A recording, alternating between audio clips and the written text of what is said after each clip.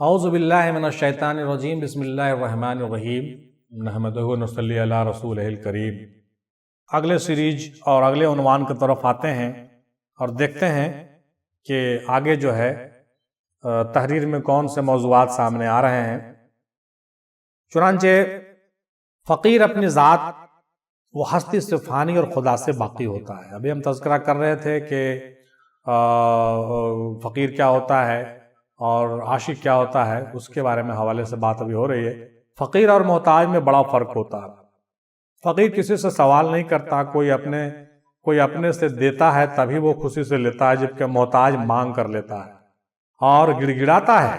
فقیر شاہ ہوتا ہے، بادشاہ ہوتا ہے، مگر محتاج و گدا سائل ہوتا ہے، مانگنے والا ہوتا ہے۔ اس لیے فقیر کو درویش نہیں درویش کہتے ہیں۔ درویش در کے معنی موتی کے ہوتے ہیں، تو فارسی لفظ کے اعتبار سے ہم درویش اور درویش کر کے اس چیز کو فرق سمجھ سکتے ہیں، لیکن بعض لوگ جو ہے درویش کو بھی درویش کہتے ہیں۔ بہرحال یہ اپنا تلفظ ہے، لیکن اصل بات یہ ہے کہ درویش وہ ہوتا ہے جو کسی کے آگے ہاتھ نہیں پھیلاتا، لیکن درویش وہ ہوتا ہے، فقیر وہ ہوتا ہے جو گڑ گڑاتا ہے اور مانگتا ہے۔ اس چیز کو سمجھنا چاہیے، یہ درویشی الگ چیز ہے اور درویشی الگ چیز ہے نا بھائی۔ تو در بمانے موتی کے اور در بمانے دروازہ کے ہوتے ہیں، یہ ہم نے ذکر کیا ہے۔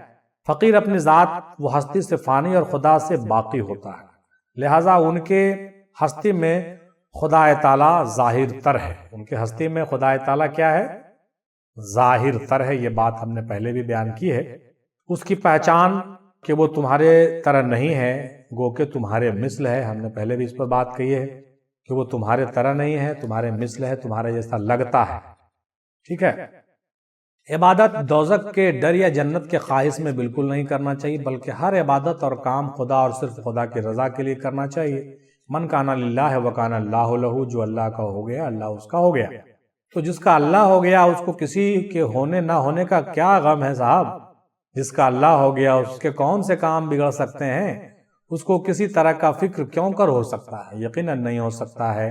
اس لیے اولیاء کو نہ تو کوئی غم ہے اور نہ کوئی فکر ہے اور نہ وہ غمگین ہوتے ہیں۔ اس کا تو ذکر ہم لوگ قرآن میں پڑھتے رہتے ہیں، الا ان اولیاء اللہ لا خوف علیہم ولا هم یحزنون۔ کیونکہ جب مالک کل ہی ان کے ساتھ ہے، ان سے راضی ہیں اور ان کے دوست ہیں، تو پھر کیا فکر اور کیا غم، ٹھیک ہے۔ مگر اولیاء اللہ کی راہ آسان نہیں ہے بھائی۔ دوستی کے قصے بہت مشکل تر ہیں۔ وہ ایسے ہی کسی کو دوست نہیں بناتا ہے جب تک کہ اس کے پسند کے لائق عمل نہ کرو گے۔ یہ بات ہم نے پہلے کے سیریز میں بیان کیا کہ وہ دوست کسی کو ایسے نہیں بناتا ہے، بلکہ دوست اسی کو بناتا ہے جو اس کو خوش کرتا ہے، وہ اس کو پسند کرتا ہے۔ اس دوستی پر سے ایک بہت اچھی بات ذہن میں یاد آ رہا ہے۔ ہمارے پیر و مرشد سرکار میں مہندی دادا شاہ افضل رحمۃ اللہ علیہ بچپن میں ہم کو بہت ساری کہانیاں سنایا کرتے تھے، جو بہت ہی عبرتناک کہانی ہوا کرتی تھی اور جس کے حوالے جو ہے قرآن حدیث اور عشق رسول اور فقر اور معرفت سے ہوا کرتی تھی اور اس کا تعلق ہوتا تھا۔ چنانچہ اس موضوع پر بھی انہوں نے ایک بہت اچھی کہانی سنائی تھی، اس کا ہم تذکرہ اس موضوع میں ضرور کریں گے کہ اللہ کو کیا پسند ہے، اللہ کون سے عمل کو پسند کرتا ہے اور کیسے کرتا ہے۔ بہت اچھا ٹاپک سامنے آ گیا، انشاءاللہ ہم اس پر بات کرتے ہیں۔ ایک بار کا واقعہ ہے کہ دادا سرکار میں مہندی رحمۃ اللہ علیہ سے ہم نے جو ہے کہانی کی ضد کیا، کہانی سنانے کی بات ان سے کرنے لگے۔ بہت سی کہانیاں انہوں نے جو ہے سنانا شروع کر دیا۔ تو اس میں سے ایک کہانی انہوں نے سنائی، ایک دادے پوتے کی کہانی سنائی، ایک دادے پوتے کی کہانی سنائی۔ دادا کہا کرتے تھے کہ سنو، ایک دادا تھا اور ایک پوتا تھا۔ دادا پوتا جو ہے بہت ایک دوسرے کو چاہتے تھے۔ پوتا نے کہا کہ دادا ہم کو ذرا ہاتھی دکھائیے، ہم ہاتھی دیکھنا چاہتے ہیں، ہاتھی پر چڑھنا چاہتے ہیں، ہاتھی دیکھنا چاہتے ہیں۔ تو دادا بولے کہ ارے سنو، ہاتھی دکھا تو دیں گے لیکن چڑھانا بہت مشکل ہے، سب کو اپنے پیٹھ پر ہاتھی نہیں چڑھاتا ہے۔ تو پوتا بولنے لگا کہ ہاتھی کی پیٹھ پر ہم چڑھیں گے ضرور، بتائیے ہم کو کیا کرنا پڑے گا۔ تو دادا بولے کہ ہاتھی کے پیٹھ پر چڑھنے کے لیے اس کا جو فیوریٹ غذا ہے، اس کا جو فیوریٹ ڈش ہے وہ تم کو دینا پڑے گا، ہے نا، اس کا فیوریٹ ڈش دینا پڑے گا۔ تو پوتا کہتا ہے کہ کون سا فیوریٹ ڈش ہے دادا، بتائیے نا۔ تو وہ فیوریٹ ڈش ہم جو ہے ہاتھی کو دیں گے لا کر کے، تو ہاتھی ہم کو اپنے پیٹھ پر بٹھا لے گا، ہم سے دوستی کر لے گا۔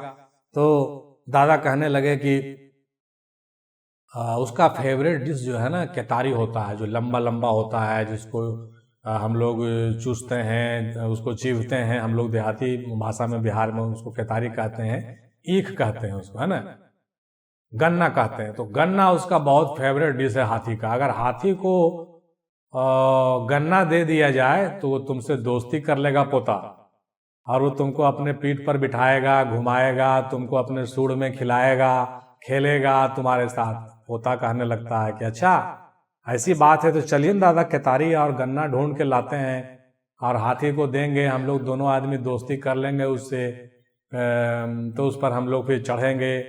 دادا کہتے ہیں ہاں ٹھیک کہتے ہو پوتا، چلو چلو چلو۔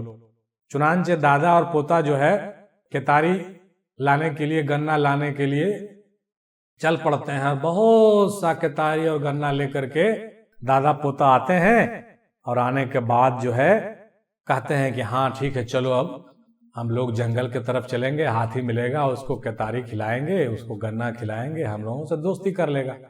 ٹھیک گنا کو لے کر کے جب دونوں دادا پوتا جنگل کی طرف چلے، کتاری ملا، کتاری لے کر کے تو ہاتھی ملا۔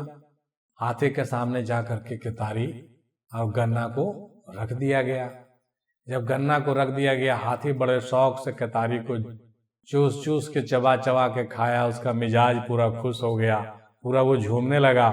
تو اس کے بعد جو ہے اپنے سوڑ سے جو ہے دادا پوتا کو ہاتھی کیا کرنے لگا؟ پیار کرنے لگا، دلار کرنے لگا۔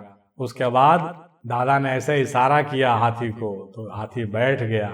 اس کے بعد دادا پوتا دونوں ہاتھی پر چڑھ گیا، اور اس کے بعد پھر اشارہ کیا چلو چلو چلو۔ دادا پوتا دونوں کو بٹھا کر کے ہاتھی پورے جنگل میں گھمانے لگا، گھما دیا، اور اس کے بعد بٹھا دیا، پھر لا کر کے گاؤں میں چھوڑ دیا۔ اس کے بعد وہ دونوں چلے آئے۔ اس طرح سے ہاتھی سے دادا پوتا کی دوستی ہو گئی، اور دادا پوتا خوش ہو گیا۔ اب تو روز جو ہے کتاری اور گنا دادا پوتا ہاتھی کو دیتا تھا، اور روز جنگل میں گھومتا تھا مست مست ہاتھی کے پیٹھ پر۔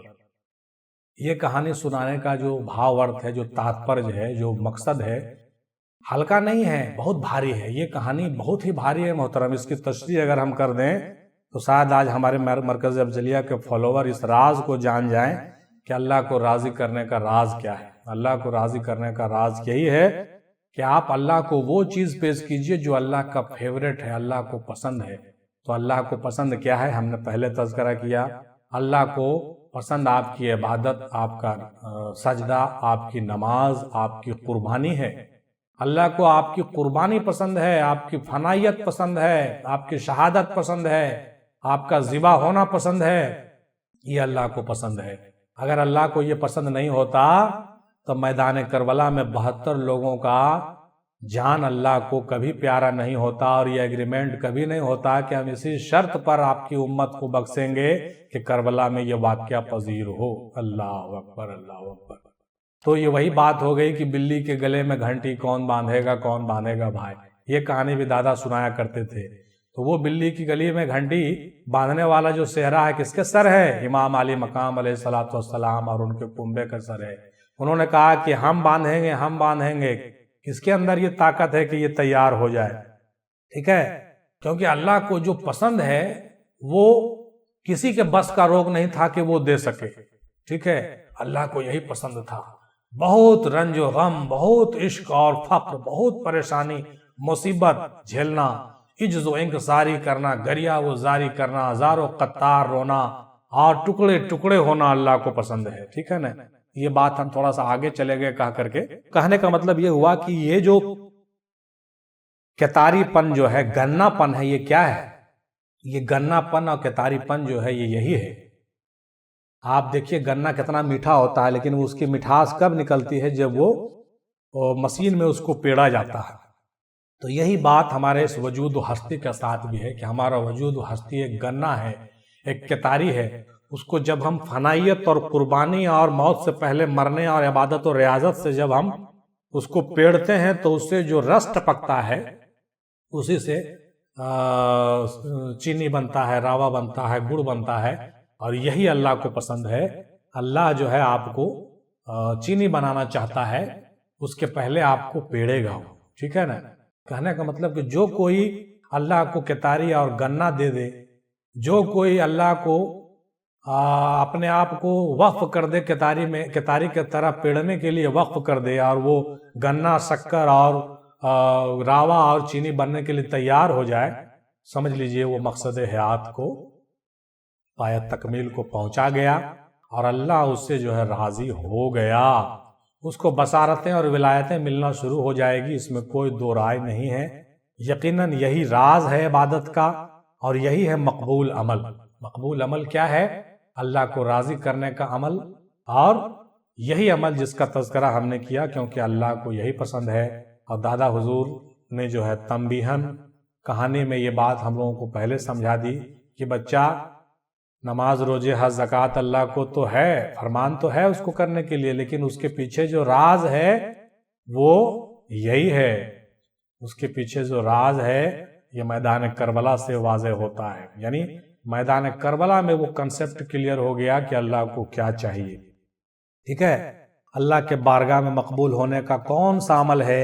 تو پتا چلا کہ اللہ کے بارگاہ میں مقبول ہونے کا جو عمل ہے، عشق، محبت، گریہ زاری، شہادت، موت سے پہلے مرنا، عبادت اور ریاضت، اور عجز و انکساری، اور غم اور اندوہ، یہ راز کھل گیا۔ اسی طریقے سے جو کوئی اپنے مالک کو راضی کر دے اور اس کو جو پسند ہے وہ دے دے، اللہ تعالیٰ اس کو بڑے بڑے مرتبے سے فائز کرتا ہے، بڑے بڑے مقامات سے اس کو جو ہے گزار کے منزل و مقصود اور اپنے قربت و وصلت میں اس کو جگہ دیتا ہے، اور ایسا ایسا مقام عطا کرتا ہے کہ بڑے بڑے لوگ عش عش کرتے ہیں۔ اور یہی وجہ ہے کہ آج دادا سرکار میں مندی رحمۃ اللہ علیہ کے تعلیمات کے روشنی میں ہم لوگوں نے جو ہے بھی مالک کو راضی کرنے کا راز جان لیا، اور بلی کے گلے میں گھنٹی کون باندھے گا یہ بھی سمجھ لیا، اور بہت کم ہی لوگ ہوتے ہیں جو بلی کے گلے میں گھنٹی باندھتے ہیں، یعنی وہ کام کرتے ہیں جو اس کو چاہیے۔ امید ہے میری یہ ادنا سی کوشش آپ کو ضرور سمجھ میں آئی ہوگی، اور آپ کو یہ راز عبادت کا اور مقبول عمل کا آپ کو ضرور سمجھ میں آ گیا ہوگا۔ وما علینا الا البلاغ، وآخر دعوانا الحمدللہ رب العالمین، برحمتک یا ارحم الراحمین، حق لا الہ الا اللہ محمد رسول اللہ صلی اللہ تعالی علیہ وسلم۔